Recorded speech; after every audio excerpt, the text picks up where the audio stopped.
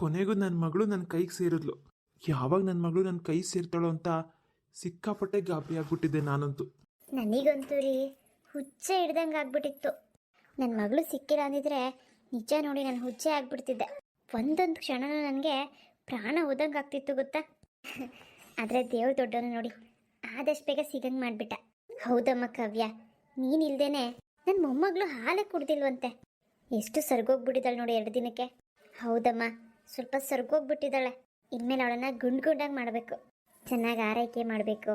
ಹೌದಮ್ಮ, ಇನ್ಮೇಲೆ ಅವಳನ್ನು ಬೆಚ್ಚಗಿಟ್ಟಿರೋ ಸ್ವೆಟರು, ಸಾಕ್ಸು, ತಲೆಗೆ ಟೋಪಿ, ಆಮೇಲೆ ನೀನು ಅಷ್ಟೇ ತಲೆಗೆ ಯಾವಾಗಲೂ ಬಟ್ಟೆ ಕಟ್ಟಿರೋ. ತೆಗಿಲೇಬೇಡ, ಹತ್ತಿ ಮತ್ತು ಬಟ್ಟೆ. ಸ್ವೆಟರ್ ಹಾಕಬೇಕು, ಸ್ವಲ್ಪ ಸೆಕೆ ಇದೆ ಮನೆ, ಹಾಗಾಗಿ ಸ್ವೆಟರ್ ಇಲ್ಲಾಂದ್ರೂ ನಡೆಯುತ್ತೆ. ಚಳಿ ಅನ್ಸಿದ್ರೆ ಹಾಕೋ, ಆದರೆ ತಲೆಗೆ ಬಟ್ಟೆ ಕಟ್ಟೇ ಇರಬೇಕು. ಯಾಕಂದರೆ ಇವಾಗ ಅಚ್ಚುಕಟ್ಟಾಗಿ ಬಾಣಿತನ ಮಾಡಿಸ್ಕೊಂಡ್ರೆ ಮುಂದಕ್ಕೆ ಆ ಕಾಯಿಲೆ ಈ ಕಾಯಿಲೆ ಬರೋದೆಲ್ಲ ತಪ್ಪುತ್ತೆ. ಮುಖ್ಯವಾಗಿ ಹೆಣ್ಮಕ್ಳಿಗೆ ಹೆರಿಗೆ ಆದಮೇಲೆ ಸೊಂಟ ನೋವಿನ ಸಮಸ್ಯೆ. ಅಚ್ಚುಕಟ್ಟಾಗಿ ಬಾಣಿತನ ಮಾಡಿಸ್ಕೊಂಡ್ರೆ ನೋಡು ಗಟ್ಟುಮುಟ್ಟಾಗಿರ್ಬೋದು. ಹೌದಮ್ಮ, ನನ್ನ ಮಗಳಿಗೋಸ್ಕರನಾದರೂ ನಾನು ಇದನ್ನೆಲ್ಲ ಪಾಲಿಸ್ತೀನಿ. ಮುಂದಕ್ಕೆ ಅವಳಿಗೂ ಕೂಡ ನಾನೆಲ್ಲ ಮಾಡಬೇಕಲ್ಲ. ಕಾವ್ಯ, ನಮ್ಮ ಮಗಳು ಮುಖ ನೋಡ್ತಿದ್ರೆ ಹೋಗೋಕ್ಕೆ ಮನಸ್ಸು ಬರ್ತಾ ಇಲ್ಲ. ಅಂದರೂ ಮನೆ ಇಡಿಸ್ಬೇಕು. ನೀನು ಬರೋದ್ರೊಳಗಡೆ ಮನೆ ಕೆಲಸ ಮುಗಿಬೇಕಲ್ಲ, ಅದಕ್ಕೆ ನಾನು ಇವತ್ತೇ ಹೊರಡಬೇಕು. ಅಳಿ ಅಂದರೆ ಇನ್ನೊಂದೆರಡು ದಿನ ಇದ್ಬಿಟ್ಟು ಹೋಗಿಯೇ. ಇಲ್ಲತ್ತೆ, ಮನೆ ಕೆಲಸದವ್ರು ಬಂದ್ಬಿಡ್ತಾರೆ. ನಾನು ಹೋದ್ರಲ್ವ ಅವ್ರು ಕೆಲಸ ಮಾಡೋದು. ಇಲ್ಲ ನಾನು ಬರ್ತೀನಿ, ತಿಂಗಳಿಗೊಂದ್ಸತಿನಾದರೂ ಬಂದೇ ಬರ್ತೀನಿ. ಸರಿ ರೀ, ಆಯಿತು. ನಿಮ್ಮ ಪರಿಸ್ಥಿತಿನೂ ನಂಗೆ ಅರ್ಥ ಆಗುತ್ತೆ. ಸರಿ ಹೇಳಿ ಅಂದರೆ ಈ ಬ್ಯಾಗಲ್ಲಿ ಸ್ವಲ್ಪ ನಿಮಗೆ ಉಪ್ಪಿನಕಾಯಿ ಚಟ್ನಿ ಪುಡಿ ಮಾಡಿಟ್ಟಿದ್ದೀನಿ. ಸ್ವಲ್ಪ ದಿನ ಅಡ್ಜಸ್ಟ್ ಮಾಡ್ಕೊಳ್ಳಿ. ನೀವು ಬಂದಾಗೆಲ್ಲ ಉಪ್ಪಿನಕಾಯಿ ಚಟ್ನಿ ಪುಡಿ ಮಾಡಿಕೊಟ್ಬಿಡ್ತೀನಿ. ಅಯ್ಯೋ, ಏನಕ್ಕೆ ತೊಂದರೆ ತೊಗೊಳಕ್ಕೆ ಹೋದ್ರಿ ಅತ್ತೆ? ನಾನು ಏನೋ ಅಡ್ಜಸ್ಟ್ ಮಾಡ್ಕೊತಿದ್ದೆ. ಪರವಾಗಿಲ್ಲ ಅಳಿ ಅಂದರೆ, ಮಗಳನ್ನ ಇಲ್ಲೇ ಕರ್ಕೊಬಂತೀವಿ, ನಿಮಗಲ್ಲಿ ಯಾರು ಮಾಡಿಟ್ಟಿರೋರು ಇಲ್ವಲ್ಲ, ಪರವಾಗಿಲ್ಲ. ನೀವು ಒಂದೊಂದು ಸರಿ ಅಡುಗೆ ಮಾಡ್ಕೊಳಕ್ಕಾಗದಿರುವಾಗ ಈ ರೀತಿ ಅನ್ನಕ್ಕೆ ಹಾಕೊಂಡು ತಿನ್ಬೋದಲ್ಲ, ಅಷ್ಟೇ, ಬೇರೆ ಏನಿಲ್ಲ. ಭಾರತಿ, ಬಾರೆ ಹೋಗೋಣ. ಮಗಳು ಅಳಿಯಂದ್ರು ಸ್ವಲ್ಪ ಮಾತಾಡ್ಕೊಳ್ಳಿ. ನಾವಿಲ್ಲೇ ನಿಂತ್ಕೊಂಡ್ರೆ ಅವರಿಬ್ರು ಏನು ಮಾತಾಡೋಕ್ಕಾಗುತ್ತೆ? ಅಳಿಯಂದ್ರು ಹೋಗ್ತಾ ಇದ್ದಾರೆ, ಮಗಳು ಏನಾದರೂ ಹೇಳಂಗಿದ್ರೆ ಹೇಳಿ, ಬಾ ನಾವಲ್ಲಿ ಆಚೆ ಇರೋಣ. ಹ್ಞೂ ಆಯಿತು, ಅರ್ಥ ಆಯಿತು. ಸರಿ ಅಳಿ ಅಂದರೆ ನಾವು ಸ್ವಲ್ಪ ಹೊರಗಡೆ ಇರ್ತೀವಿ, ನೀವು ಮಾತಾಡಿ, ನಡೀರಿ. ಕಾವ್ಯ, ಅತ್ತೆ ಮಾವ ಯಾಕೆ ಹೊರಗಡೆ ಹೋದ್ರು? ಅದು ಹಾಗೆ ರೀ, ಅವರು ನಾವಿಬ್ರು ಮಾತಾಡಲಿ ಅಂತ ಹೋಗಿರ್ತಾರಷ್ಟೇ. ಅಯ್ಯೋ, ಏನಿರುತ್ತೆ ಮಾತಾಡೋದು? ಹಾಗೇನೆ ಅವರು. ಸರಿ ರೀ, ಹೊತ್ತೊತ್ತು ಊಟ ಮಾಡಿ ನಿದ್ದೆ ಮಾಡಿ, ಯಾವಾಗಲೂ ಮನೆ ಕೆಲಸ ಅಂದ್ಬಿಟ್ಟು ತಲೆ ಕೆಡಿಸ್ಕೊಂಬಿಡಿ. ನೀವು ಮುಂದಿನ ಸರಿ ಬರೋವರೆಗೂ ನಾನು ಕಾಯ್ತಾ ಇರ್ತೀನಿ. ಸರಿ ಕಾವ್ಯ, ನಾನು ಹೋಗ್ತಿದ್ದೀನಿ ಅಂತ ಬೇಜಾರ?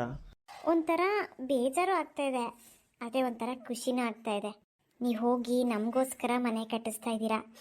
ನಮ್ಮ ಮಗಳು ಒಂಥರ ನಮಗೆ ಮಹಾಲಕ್ಷ್ಮಿ ಇದ್ದಾಗೆ. ಅವಳನ್ನ ಕರ್ಕೊಂಡು ನಾವು ಹೊಸ ಮನೆಗೆ ಕಾಲಿಡ್ತೀವಿ. ತುಂಬ ಖುಷಿ ಆಗ್ತಿದೆ ರೀ.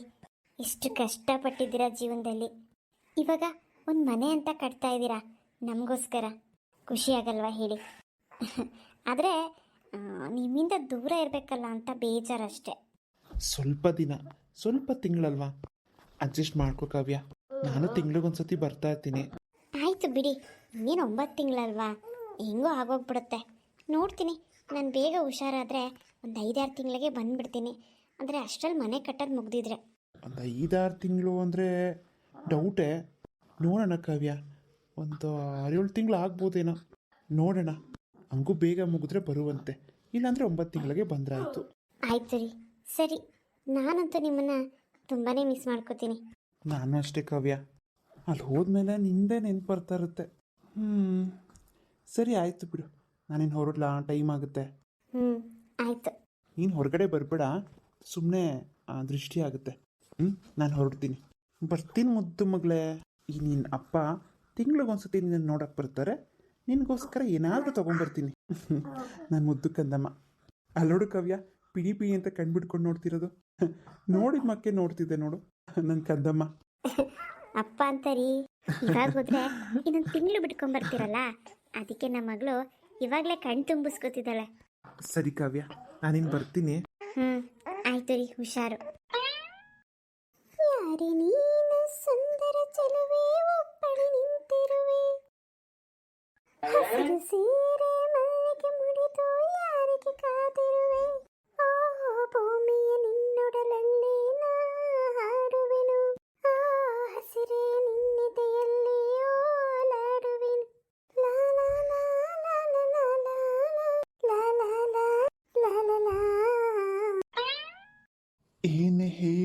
ಸಂಜು ಇವಳ ಹಾಡು ಕೇಳಿ ಮನಸ್ಸಿಗೆ ತಿಳಿಯದ ಸಡಗರ ಹೊಲದಲ್ಲಿದ್ದರೂ ಕೂಡ ಇವಳು ಹಾಡುತ್ತಾಳೆ ಇವಳದು ಎಂತದು ಸಡಗರ ಏ ಹೋಗ್ರಿ.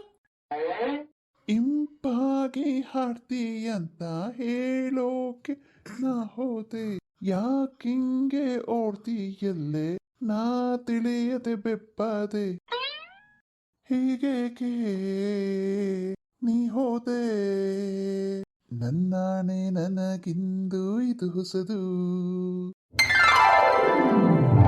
ಏ ಹೋಗ್ರಿ, ಯಾರು ಇರ್ಲಿಲ್ವಲ್ಲ ಅಂತ ಸುಮ್ಮನೆ ಹಾಡು ಹೇಳ್ತಿದ್ನಪ್ಪ.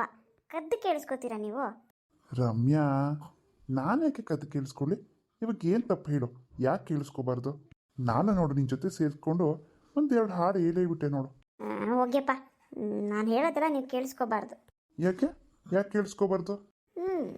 ನಾಚಿಕೆ ಆಗುತ್ತ್ರಿ.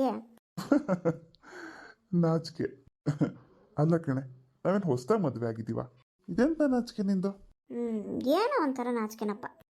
ಬಾಯಿಲಿ ಬಾಯಿಲಿ ನೀನು ನೋಡು, ನಿನಗೆ ಹಾಡಬೇಕಂದ್ರೆ ಹಾಡು, ಕುಣಿಬೇಕಂದ್ರೆ ಕುಣಿ, ನಿಂಗೆ ಇಷ್ಟ ಬಂದಂಗೆ ಇರ್ಬೋದು.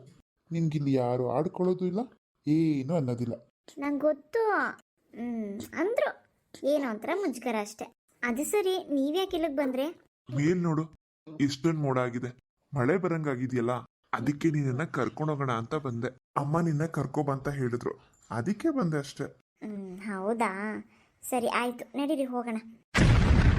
ಅಯ್ಯೋ ರಮ್ಯಾ, ಮಳೆ ಬಂದೇ ಬಿಡ್ತು, ನಡಿ ಬೇಗ ಹೋಗೋಣ. ಇರ್ರಿ, ಇನ್ನೊಂದು ಸ್ವಲ್ಪ ಹೊತ್ತು ಆಟ ಆಡ್ಕೊಂಡು ಹೋಗೋಣ. ಅಯ್ಯೋ ನೀನ ಹುಡ್ಗಾಟ ಆಡ್ತೀಯಾ? ಜ್ವರಾಗಿರ ಬಂದ್ರೆ ಹಿಂಗೆ? ನಡಿ ನಡಿ ನಡಿ ಹೋಗೋಣ ನಡಿ. ಫ್ರೆಂಡ್ಸ್, ಇವತ್ತಿನ ವಿಡಿಯೋ ಇಷ್ಟ ಆಗಿದೆ, ಪ್ಲೀಸ್ ಲೈಕ್ ಶೇರ್ ಮಾಡೋದನ್ನ ಮರಿಬೇಡಿ. ಹಾಗೆ ಯಾರೆಲ್ಲ ಸಬ್ಸ್ಕ್ರೈಬ್ ಮಾಡದೆ ನೋಡ್ತಿದ್ದೀರಾ, ಸಬ್ಸ್ಕ್ರೈಬ್ ಮಾಡ್ಕೊಂಡು ನೋಡಿ, ನಮ್ಮ ಚಾನಲ್ಗೆ ಸಪೋರ್ಟ್ ಮಾಡಿ. ಆದಷ್ಟು ಬೇಗ 10,000 ಸಬ್ಸ್ಕ್ರೈಬರ್ಸ್ ಕಂಪ್ಲೀಟ್ ಮಾಡ್ಕೊಳ್ಳೋಕ್ಕೆ ಪ್ಲೀಸ್ ಪ್ಲೀಸ್ ಪ್ಲೀಸ್ ಹೆಲ್ಪ್ ಮಾಡಿ. ಮುಂದಿನ ವಿಡಿಯೋದಲ್ಲಿ ನಾಳೆ ಸಿಗ್ತೀನಿ. ಅಲ್ಲಿವರೆಗೂ ಬಾಯ್.